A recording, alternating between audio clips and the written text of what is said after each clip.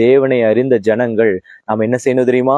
இருதயத்தை விருத்த சேதனம் செய்ய வேண்டும். ஹல்லேலூயா.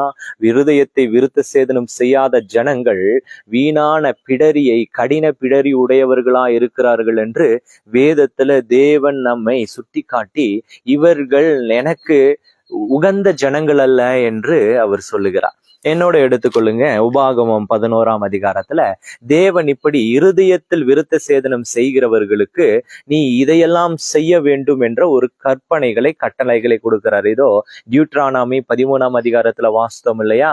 என்னுடைய கற்பனைகளையும் கட்டளைகளையும் கை கொண்டுன்னு. அது என்ன கற்பனை, என்ன கட்டளை என்று பார்ப்போமா? டியூட்ரானாமி 11ஆம் அதிகாரம் 19-20 19-20 வசனங்களில சொல்லுது பாருங்க.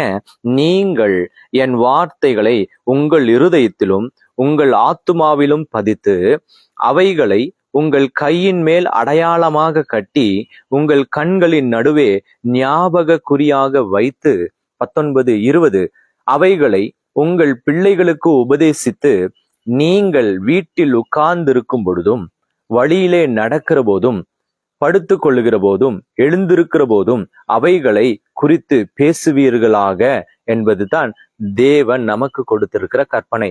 அதுலயும் அதன் அடுத்த கட்டமாக அந்த வசனம் தொடர்ந்து வாசிக்கும் பொழுது 21 சொல்றாரு, அவைகளை உங்கள் வீட்டு நிலைகளிலும் உங்கள் வாசல்களிலும் எழுதுவீர்களாக என்று எழுதப்பட்டிருக்கிறது. 22 சொல்லுது பாருங்க, நீங்கள் உங்கள் தேவனாகிய கர்த்தரிடத்தில் அன்பு கூர்ந்து அவர் வழிகளெல்லாம் நடந்து அவரை பற்றி கொண்டிருக்கும்படி நான் உங்களுக்கு செய்ய கற்பிக்கிற இந்த கற்பனைகளை எல்லாம் ஜாக்கிரதையாய் கை கொள்வீர்களானால்